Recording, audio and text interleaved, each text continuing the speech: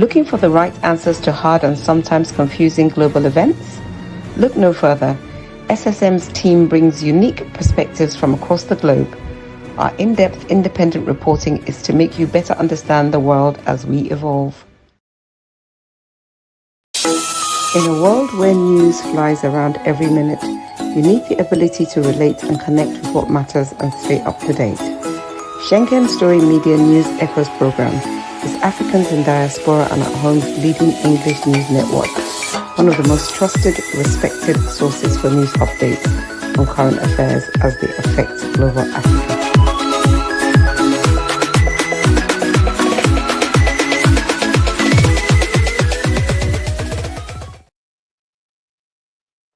Yes, beautiful, wonderful people, you are welcome. Good day to you wherever you may be. It's morning here in Milan, Italy. My name is Mark Godwin Iweajua, and we're here on our Friday international update. Joining me from Lagos, Nigeria is Ogbeni Olayinka Raji. Yinka, how are you? I'm very well, thank you. Good morning, Mark. Good morning, viewers across the globe. Welcome to our Friday program. Welcome to our Friday program. So, you have some update to give us from your end. But before we go into those stories, let's do small news recap. Tomorrow, like we know, is the Ondo State gubernatorial election. Tomorrow, the 16th of November. INEC says they began distribution of some sensitive materials. We don't know what those sensitive materials will be, but we know they'll probably be the INEC sheets, voting papers, and all of that. Yinka, I hope you're also prepared for tomorrow's election. You're ready to give us some updates. Yes, we are. I mean, from actually as far as we are concerned from Lagos, yes. And to be just a recap of whatever we get, yes. Yes, it will be a recap of whatever we get. Okay. Also, Yinka, there's the updates again from. We're doing some small local news. Tinubu appoints Bwala as his special advisor. Bwala. He names Bwala as the presidential campaign team spokesman. And we know Bwala was also spokesman for the PDP presidential campaign team. So what was that? What's that we're hearing, Yinka? What's that story? I don't know, but Bwala has been very, very critical of his party for some time, saying a lot of things in support of Tinubu. And I'm not surprised. I'm also expecting that Reno Omakri may get some appointment very soon because they have all been very, very rabid. Have been very, very supportive of whatever program that Tinubu is taking, even as it affects the people.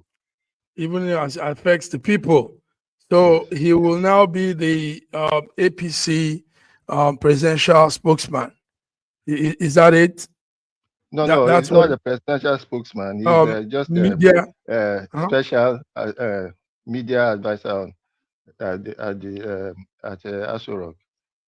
Okay, so he's not taking all of he's not like the front man. He's still no, he's not. Okay. So thank you for that update. So viewers, you're tuning into Friday International Update, but we're doing some local news first. Also coming from that end, Raji, we heard the Super Eagles have qualified for the 2025 AFCON Cup, the football tournament AFCON. They were actually running up in the last edition of AFCON. Now they've qualified for that 2025 edition, despite them having one game left to play. But because Rwanda had 5 points or so, so that leaves Nigeria to qualify. What do you know about AFCON Cup? Remember, that was what where the Libyans played us. Yes. So what do you have on that? You have any? Not much. In fact, wouldn't it have been very, very surprising, very, very, very shameful if the Eagles didn't qualify? It's taken for granted that even as things are very, very bad in this country, we don't expect that the Flying Eagles will go up and mess up like the president.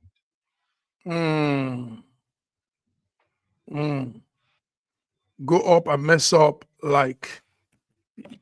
Can you hear me, Raji? Yes. Okay.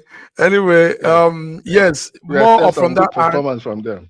From good performance from them. More from that end is that NNPCL has sealed a 10-year deal with Dangote Refinery.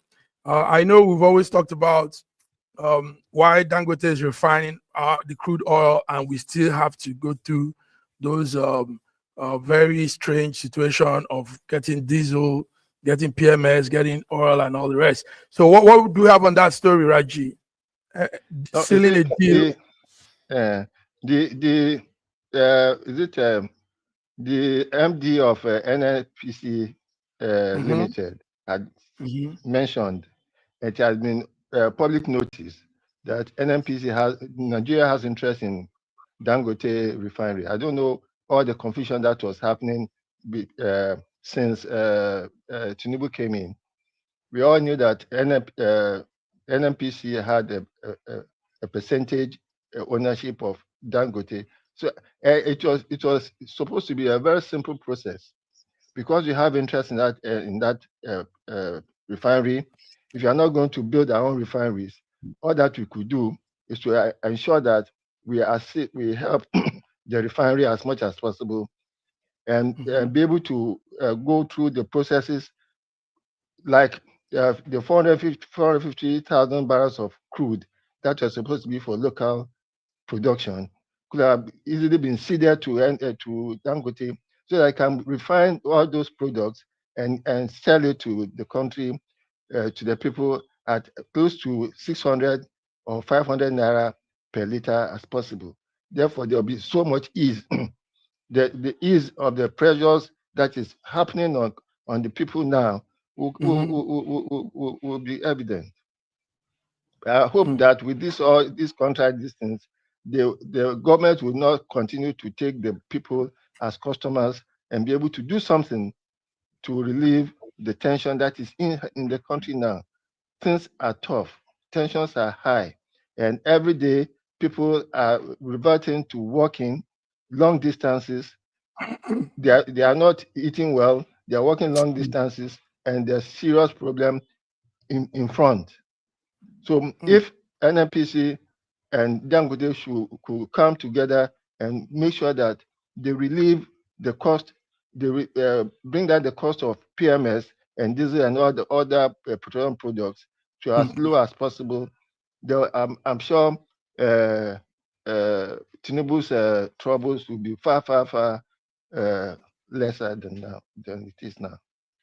Far lesser than it is now. So we hope that 10-year gas supply deal with Dangote Refinery under a special agreement will ease this whole thing you've said. It's terrible that we are going through those situations, and we are a major crude producer. So, as a matter of fact, Nigeria has more gas than crude. Nigeria is actually a gas island. And I don't know what we have been doing with our gas suppliers for decades, that we are buying gas at such a high price. By now, gas should be the cheapest of all the petroleum products we are buying in this country. Gas should be the cheapest. The cheapest, yes. Well, but okay. I know that the process of refining those raw products is not easy, probably.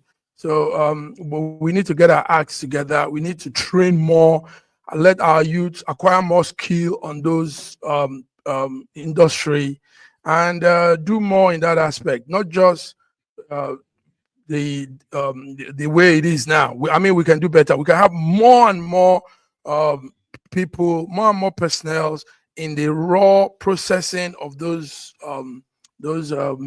minerals. Is that not so? We need more. We need to increase the industry. What do you think? Manpower matters. Manpower, workers in an industry adds up to the production output? There isn't much you can do about manpower in the gas industry. It's a very simple process. Mm. At the moment, Nigeria is flaring more gas than any other country in the world. In fact, if 100% of 100 cubics of gas are being flared worldwide, Nigeria is probably flaring more than 50% of that. Mm. It is shameful. It is shameful. Mm-hmm. We should not be That we wasting have, our resources this much. Yes. okay. Yes. It's shameful that And, and, we are and wasting. yes, Mm-hmm. and refining gas is not too difficult. The gas may be wet. And all that they need to do is to find a process of drying the gas. And the process, Okay. I'm sure, is very simple. Yes. The process is very simple. Well, the information here is that we are number 9 in gas flaring, so it's not as much as you think. We're number 9.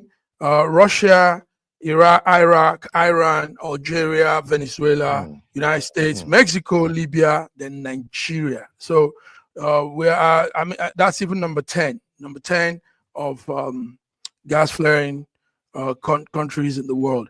So, but anyway, you can play with statistics. no, this is coming from Bloomberg. It's not playing with statistics. I understand you. Bloomberg, I understand you. Bloomberg is giving us these statistics, and it puts us at number 9. So, I mean, they know what they've done. They know how they work out statistics. The idea of statistics even comes from them. We never had all these ideas until some people came and told us how to put numbers and add figures and all that. Okay. So we hope that, like we said, this whole thing will bring an end to this situation in Nigeria, and people will just begin to enjoy some of these things nature has given to us. Viewers, you're tuning to Friday Global ISSM International Update.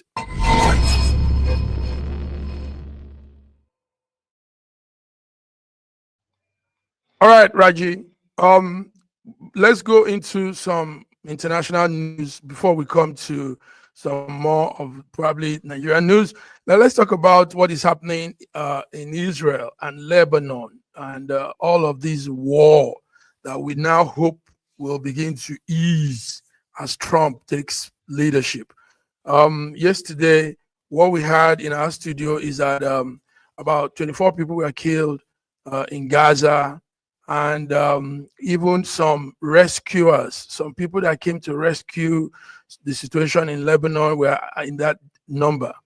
And we also heard that violence, we see the violence breaking up with football tournaments against Israelis.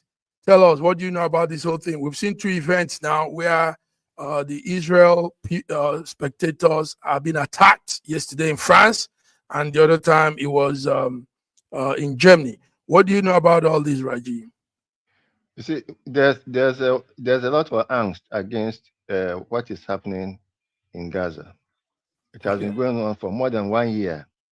More than 50,000 people have been killed. That's putting it at a very, very low estimate. More than 60% of those people have been children, infants, some of them in incubators. Now, the whole of northern Gaza has been razed down. There is no habitation erect in the whole of the place. Therefore, more than 1 million people are living in camps and shelters. There's no food. There's no food. Food supply coming to them. 8 people are being attacked. U.S. personnel, United Nations personnel have been killed by snipers, by Israel. Killing is ongoing. Sorry for that. There's no day. Yes. There's no day when people are not killed in Gaza. Most of it is not being reported. The ongoing genocide is on. I don't know the desperation. The whole world seems defenseless against Israeli aggression, and therefore, wherever the Israeli people show themselves, probably in a football competition or in any competition, there's likely to be citizens' attacks on them. Yes, Now, and and I hope, that's what you're and I seeing hope there it will. now. This is a situation in France yesterday, while a football tournament was going on. The Israeli spectators were being attacked. We're still trying to get the number of what could have the casualty, what could have happened. But this is all because of that war in the Middle East. But Raji, Yeah. let's talk about Lebanon in this case now. Lebanon is not really Israelis' problem. The Lebanese are not their problem. It is that some people have come to make them put the Lebanese in harm's way by making them like a shield, staying right in the middle of their habitants. They're right in the middle of their own settlers. And Israel had warned earlier, like we know, that this whole thing will be happening and Lebanese should give way. So it's getting more and more precarious, more and more very dicey, because they are caught up in a situation that they are not the target. They are not the targets. So when we see things like this, we now also begin to wonder, why is Hamas, why is Hezbollah, why are all these militant groups, they've been labeled now, labeled terrorist group, why are they putting innocent people in harm's way? Why are they mixing themselves with innocent citizens and causing this casualty, these problems that keeps expanding every day? Raji, this is the fact of the matter. Tell me. See, you put it in such simplistic way. Yes, so that our viewers can have a view of it. Yeah. No, so that our viewers are even confused by it. Hey, no. Raji, Hold this on. is the fact.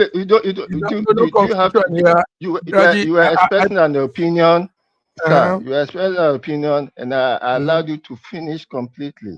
So please don't argue with me when I'm okay. professing Go ahead. my own opinion. Yes. Go ahead. I've said it before that I'm so sorry for Lebanon. Lebanon used to be the most progressive country in the whole of the Middle East. The most progressive. The Christians and the Muslims were living side by side together without any whatever you could not do in the traditional Muslim world, you could go to Beirut and could have a good time. And there were a lot of Arabs there who came. There were Christians and there were Muslims, but most of them were Arab Christians, and life was good until the early 60s, and the Israeli-Palestinian issue brought them into the fray. And then there was an arrangement between the Christian sectors and the Muslim sectors, and about the government of the people, that the whole place now became more or less like a junkyard. It's not a matter of Hezbollah and people using them as shields or not. No. As for Hamas, you know, if you really go into the history of Hamas, you know how the hand of Israel seemed to be in the formation of Hamas, when Hamas was being used as a counterforce against PLO. PLO was very, very mild and was almost ready for almost every arrangement that would bring peace to the Palestinian people. But then because both parts, especially Israel, were afraid of peace, they had to bring in a counterforce against PLO, and therefore the Hamas was formed. The Hamas now became more violent than the PLO, and then eventually there was an election, and PLO and the Hamas seems to have taken charge of Gaza. Yes. While the PLO, Raji, no, you're doing fine. Listen, you're doing great. What you're doing is giving us a background story to this whole thing. But what I said was a summary of a bigger thing, like you're trying to do. But take note, like what I said is how it is. There were like 2-3 addresses made by Benjamin Netanyahu on this before this escalation in Lebanon. We're talking of Lebanon now. We're not talking of any other part of the Middle East. Lebanon and the casualty and the predicament going on there now is as a result of some people that are living with the Lebanese and being attacked as a result of those people being pursued. As I mentioned before, as I mentioned before, you are being very, very simplistic and therefore confusing. Yes. We have to be simple because the too much talk, confusing. And no. Don't let us argue on this program. Let us view our opinions and then move on. Simplicity makes people understand. Take note, not everybody is an historian, not everybody is also interested in what is going on. But when you simplify it, they might want to listen. Do you understand? That's why we make it very simple. We don't want to become academic. No. It's simplistic. Simplistic is different from simple. Simplistic is different from simple. If you guys don't know, let's move on. Yes, we will never agree on this part. That's just what it is. It's not a matter of agreeing or not agreeing. But because the violence yesterday, police is telling us was reduced. Police were brought in, they were deployed, and the game had to stop. A lot of people fled the area, but they brought peace. The police, the security arm. Brought some form of peace. Okay, let's move on, Raji. Let's talk about Spain too. Spain is still bracing for more storms after the deadly flash that has been occurring. There's still fear that more storm will be coming, more rain. What we did was we did a graphic of the situation, a graphic of how the storm has been. The dateline, the timing, and everything. We can see there. You can see Barcelona just had one storm on November the 3rd. Mallorca had a storm October 29th, October 28th. Malanga and all the rest. Now, where the focus is Valencia. Valencia is really it had a brutal storm flood. And they say it might come again. We also have Zaragoza. Zaragoza had also strong storm October 29. We also have Marcia. Marcia had storm. So anyway, what do you say, Raji, with all these storms destroying things, killing people in Spain? Yeah, the report I read yesterday was that the Spaniards are actually preparing themselves for any likely flooding. The first flood caught them by surprise, and therefore they lost a lot of people. I'm very happy that they are preparing themselves for it, and therefore they are taking steps to avoid casualties. I wish them the best. Taking steps to avoid casualties. That's very good. That's what people do when you have situations like that. 200 people anyway have been killed in the past 2 weeks, and that number keeps increasing because some people are also in crucial situation in the hospital. So we're watching the storms. The storm in Spain. The whole of Spain is being taken down by storm. Raji, let's come again to some local news before we come to more international news. Raji, first of all, tell us, what's the situation like with the grind going off? How is it now? The what? The electricity in Nigeria. Yes. At the moment, we don't have power now. Ooh. The grid is still doing yo-yo. But what pains me is the fact that in spite of all this, the government is charging people very, very high tariffs. Almost everybody, almost the whole country. Well, let me talk about the Southwest. Almost the whole of the Southwest is now on band A. Or let me talk about Ikeja, for instance. Almost the whole of Ikeja, almost the whole of Lagos State is now on band A. and there's no improvement in the service. We are paying more than 3 times what we used to pay before, and then we are not getting any good service. As I speak now, we don't. There's no power.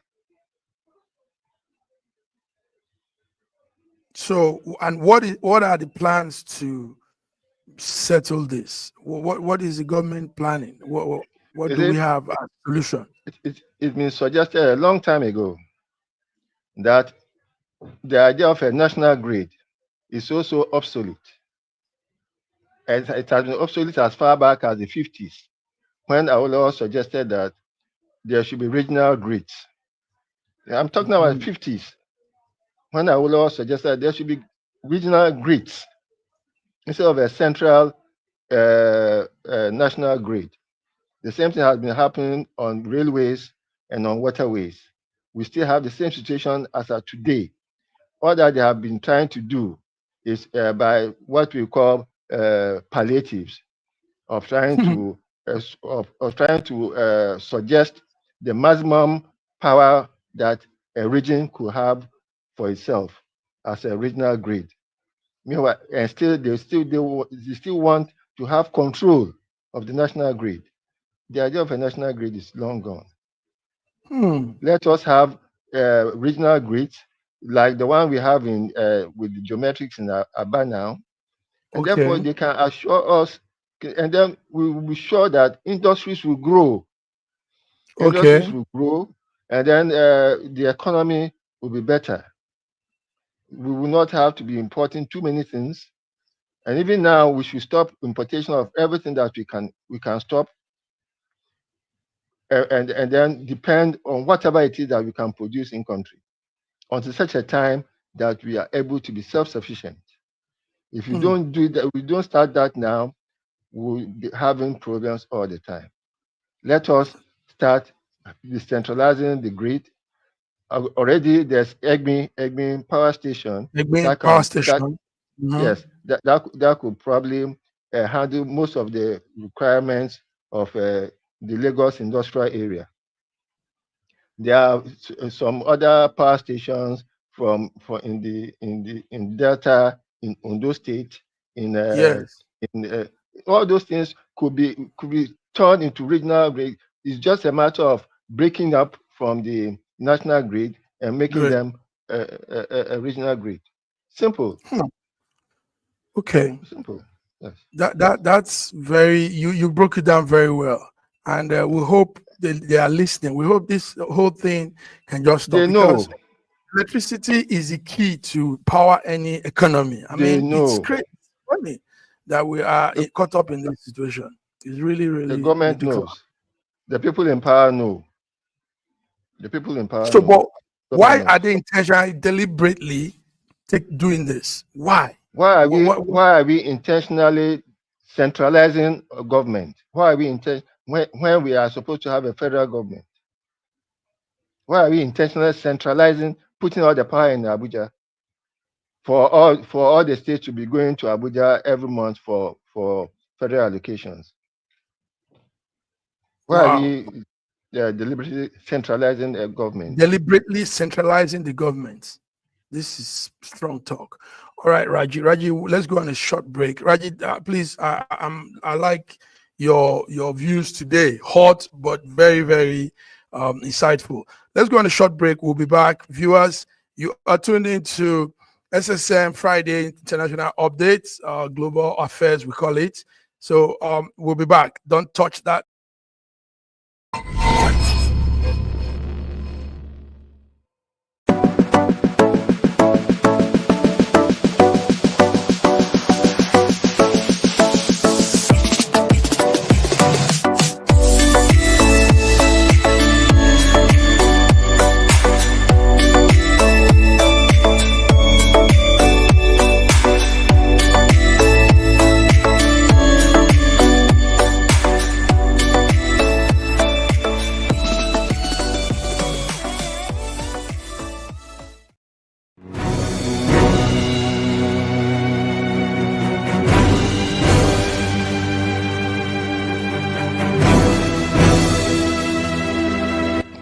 Looking for the right answers to hard and sometimes confusing global events? Look no further. SSM's team brings unique perspectives from across the globe. Our in-depth independent reporting is to make you better understand the world as we evolve. Call us now for your clean and perfect inverter and solar installation. Electricity availability in Nigeria is not constant due to its erratic supply. A perfect inverter installation will provide you a full power control in your office or home, while our so-called PHCN remains the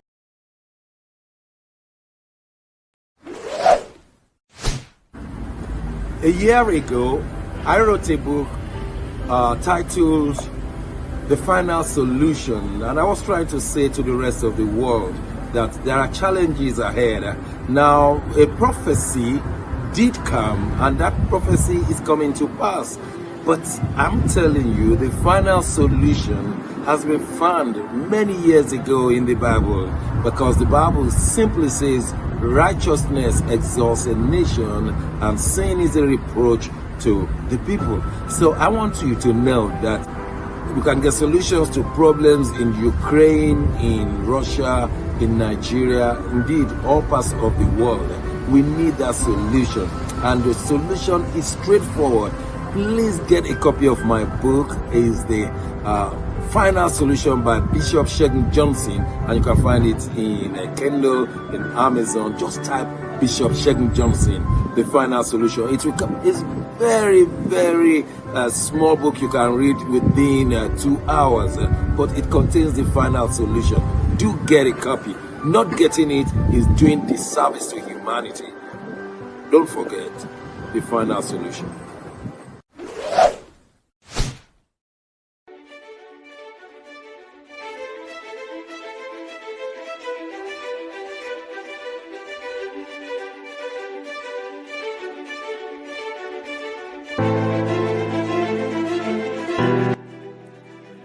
Hi there, I'm Mary Keurig, and I am a businesswoman in the United States, but I'm also the Global Content Vice President for the Sub-Saharan Open University in Nigeria. I could not be prouder to work with Dr. Osita Anamika and his team on helping to create not just entrepreneurs and skill-based talent that will get out into the workforce and make a living for themselves, but also young leaders. And to that end, with this integrity-rich university environment that's accredited now, and it's just an amazing opportunity for anyone there of any age to jump on board and learn, we want to let you know about a new offering that we have. We have a global governance and diplomacy course now provided by a whole team of people that crosses several countries to put together these resources and lots of great information for those of you who might be on the path toward public service and diplomatic service, NGO leadership, that sort of thing. We hope that you will walk through this open door and enjoy.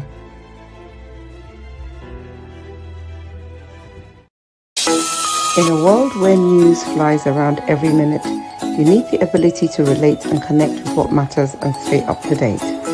Schengen Story Media News Echoes program is Africans in Diaspora and at Home's leading English news network, one of the most trusted, respected sources for news updates on current affairs as they affect global Africa.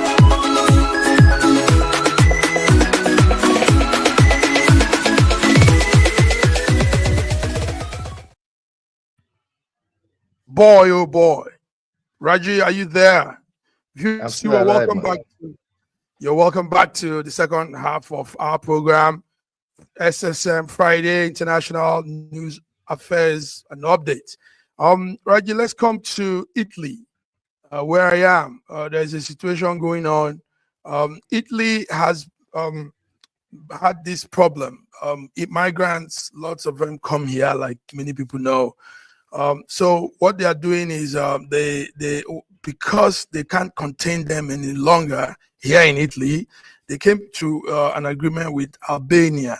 Albania is also a country not too far from us here in the Europe, and the plan is to, like UK, the British government was trying to do.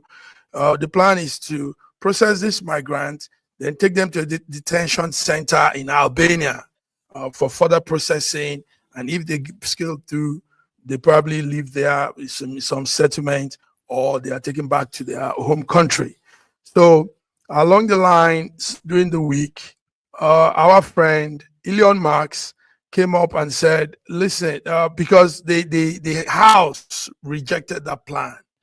So, but Elon Musk is saying, why will they stop a plan that they had and all that, blah, blah, blah, blah. So it became like a small dispute with that's our president, Mattarelli.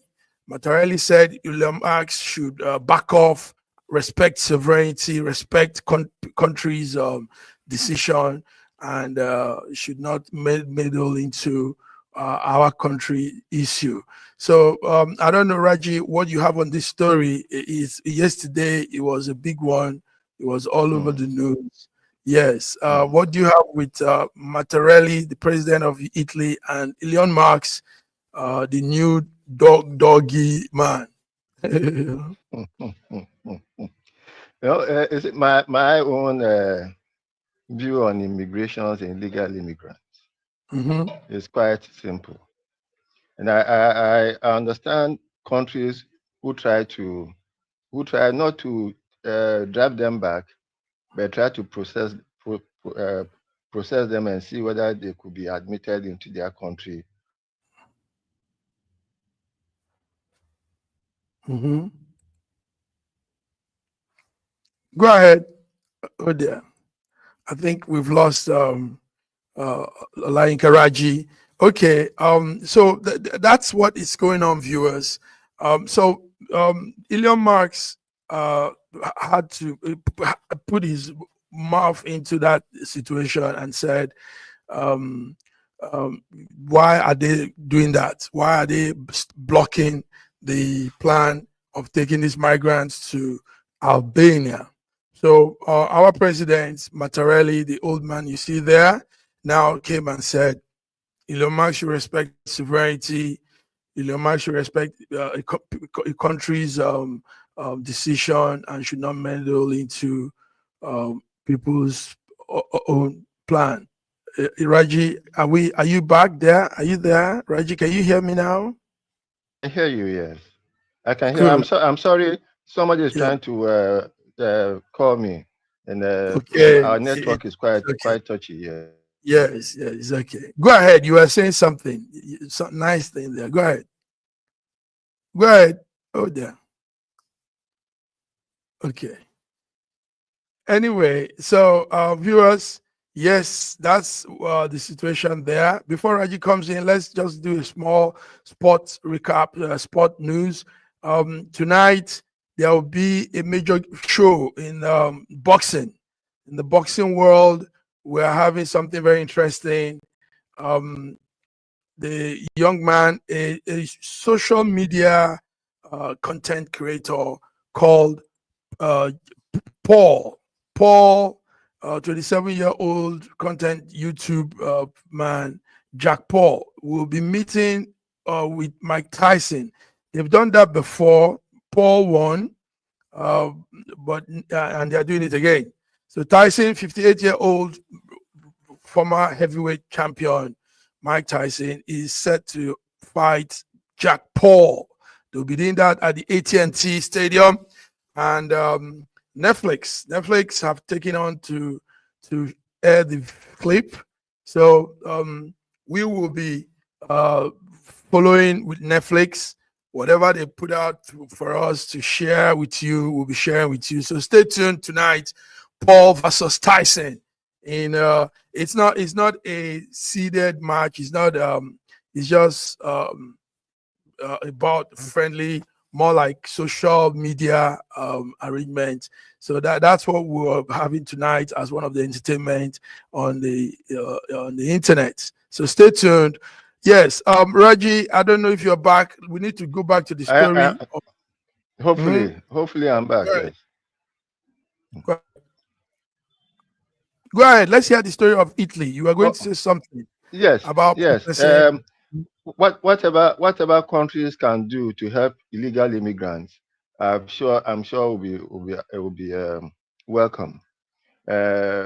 those who run away from their countries have a reason to run away, hoping that they will come into greener pastures wherever they are headed.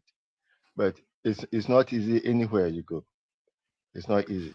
So It's if not. their country of illegal immigration is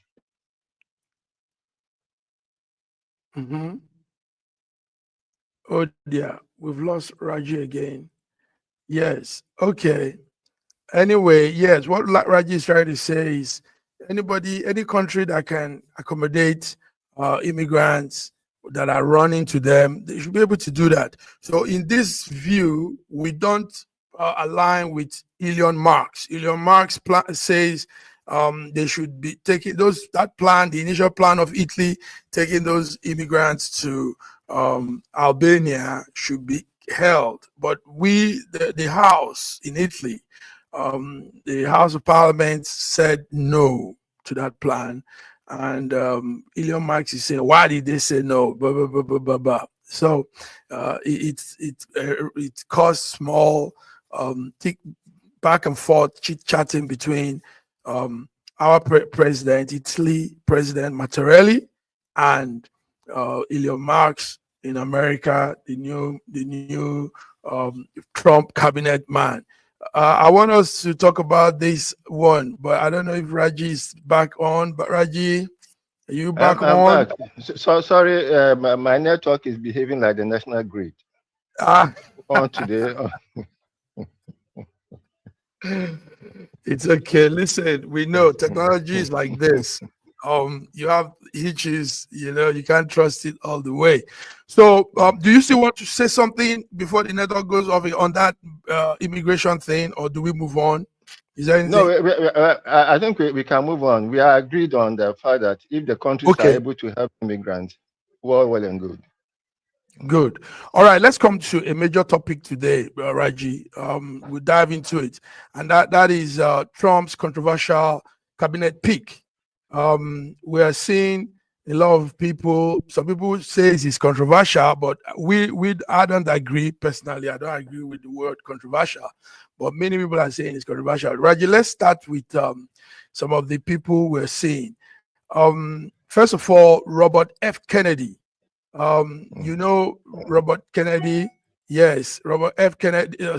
Robert F. Kennedy is one of the peak, and we some people say he's a controversial figure, but he's coming from a. Sorry, Mark. Sorry, Mhm. Mark. Please give me 30 seconds and I'll be back. 30 seconds. Okay, it's okay. So they say he was against the COVID vaccine, blah blah blah. But Robert Kennedy is going to be the health and human secretary. That's the health minister, like the Nigerians will call it. And a lot of people are wangling their tongues, their lips, and all that on him. Well, what we know is that Robert Kennedy is the son of he's the son of the Kennedy family, one of the Kennedy family. That's Senator Robert Kennedy. He's also the nephew of former President John F. Kennedy that was assassinated in 1963. So he's a lawyer. Yes, you might call him a vaccine skeptic, but 70-year-old man once ran as president, an independent one, and he stopped his presidency and aligned with Trump. So now he might become the new Health Human Service Secretary, Robert Kennedy. Raji, are you back? Hopefully, I'm back. Yes. Yes. The So national yes, grid is stable now. it's stable now. We're talking about the peak. Some people say it's controversial peak. The various ministers, I understand. secretaries. I understand. Mhm. Yes. I Yes. understand. Talk You to see, us.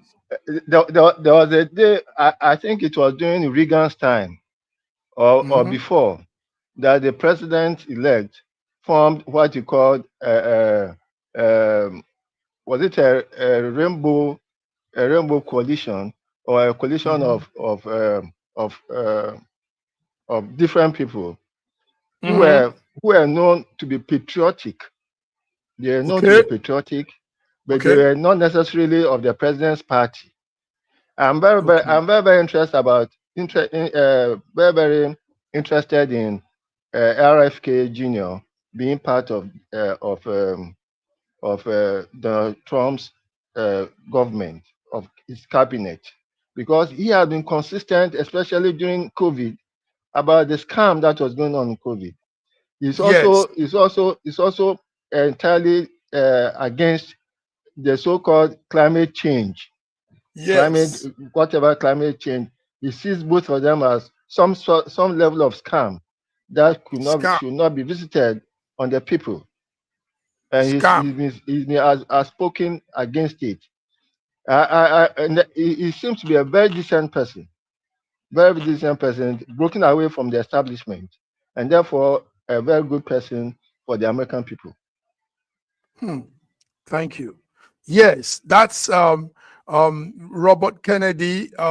That's the man there, Robert F. Kennedy, the son of former U.S. Attorney General Robert F. Kennedy too, and also nephew to John F. Kennedy. It's a big family, a dynamic family there, the Kennedys, and we know a lot has also happened to them. John F. Kennedy was assassinated in 1963. So Robert, if the Senate picks agrees, becomes the Health and Human Services Secretary, and that would be a good position for him to really do a lot of things. So let's look on more people. Marco Rubio. Marco Rubio, who has been picked for Secretary of State. Raji. Marco was a presidential candidate, and he somehow came down and now aligned with Trump, and he sounds good too. Young man, but sounds intelligent. Raji, what do you say of Marco Rubio? I do not like his views on Hamas,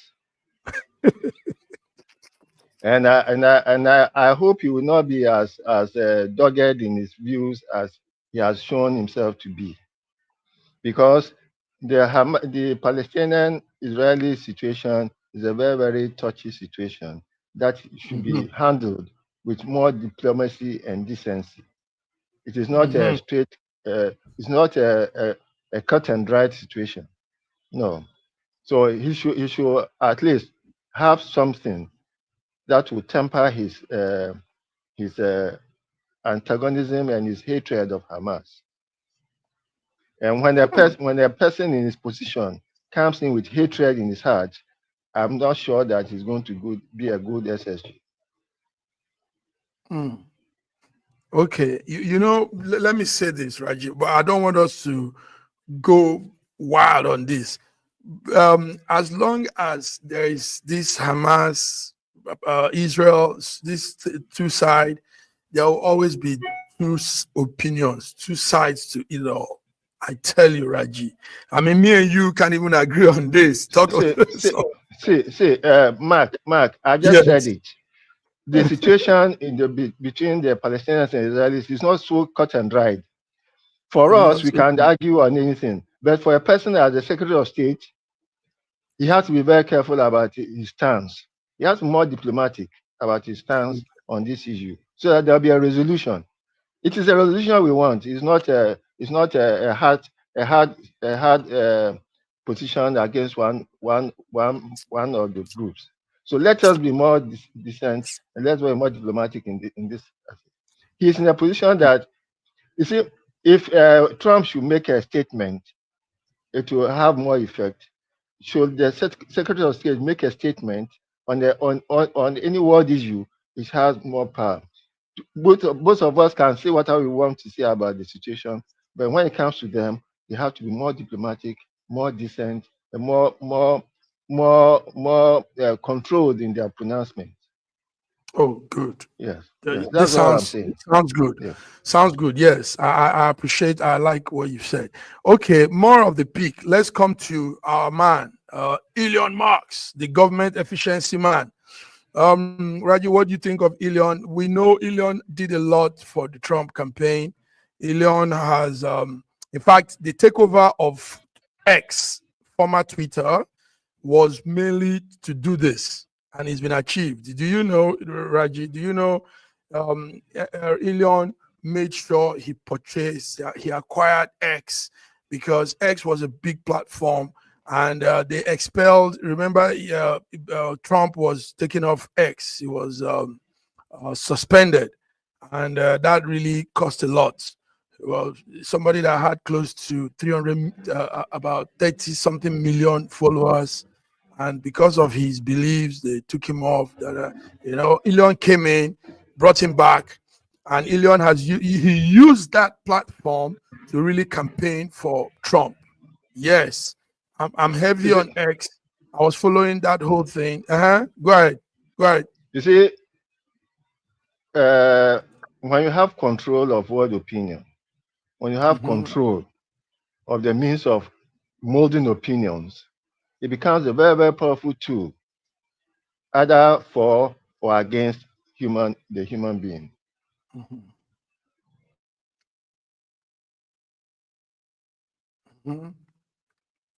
Oh dear. Okay. So yes. Now, one man's truth may be another man's lie. But if a group like Google or Facebook decides that your truth is not true, then they are in a position to mold public perspectives. And I'm very happy that X have provided a platform for free speech. As long as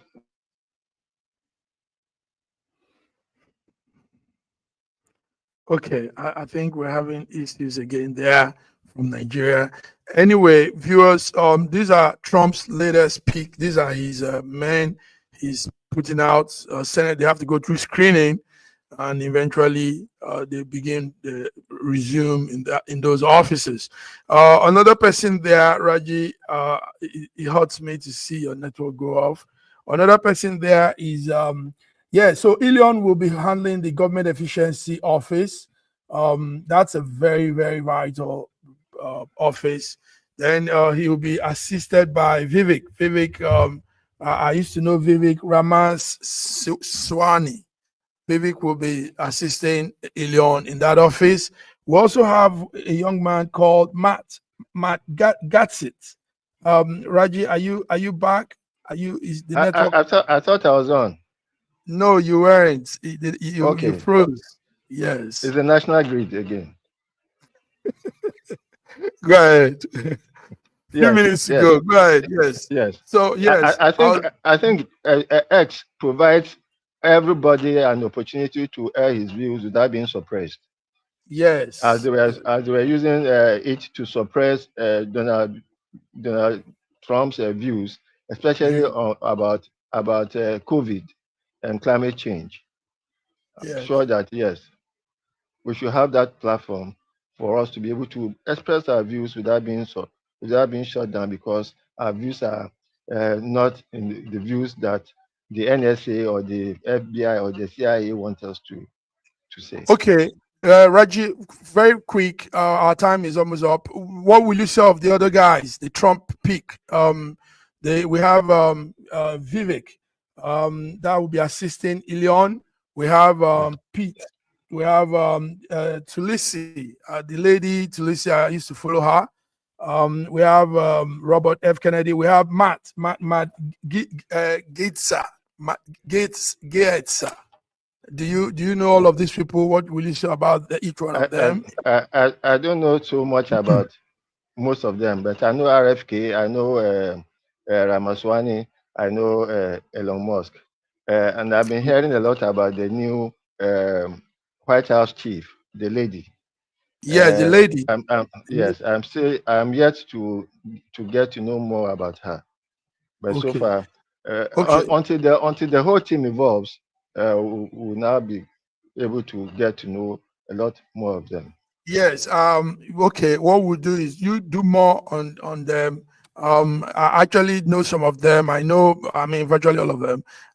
But what I'm seeing is Trump is bringing fresh mind, fresh figures into politics, and it's good.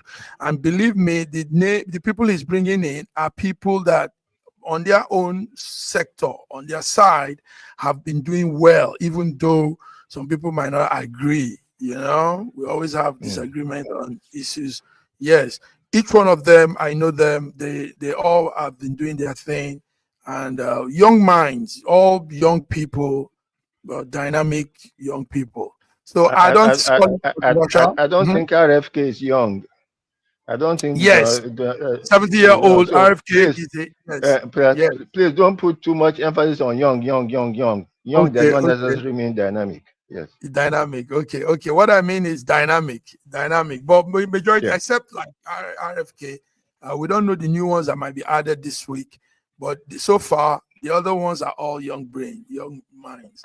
Good. So Raji, is there anything you want to say, you want to add? I think this is it for today. Trump's controversial pick, and we've gone through them. We've also gone through the Spain bracing for more storms, the Israel situation that ignites emotion, even with us here. And I think that's it for today. Raji, anything you want to add? Is there anything you want to add? Yeah. I just pray that Trump coming in will bring in a better peace in the world, and that American involvement in all the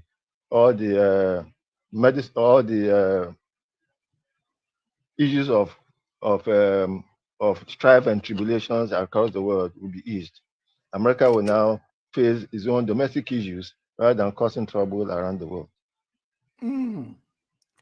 Beautiful thing to say. That's pivotal. That's very, very strong talk, Raji. All right, viewers, this is it. We've come to the end of our week broadcast. We went through it. Monday, we had this between the lines. Wednesday, African update, and today, international update. Raji and me have pulled it through. Raji, thank you. Thank you for being here.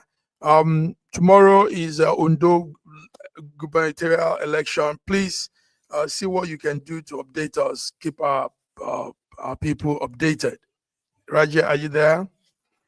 I thought I was. Yes. Okay. Until we come again on Monday, have a great day, everybody. God bless you. Yes. Bye-bye. And have a nice weekend. Yes.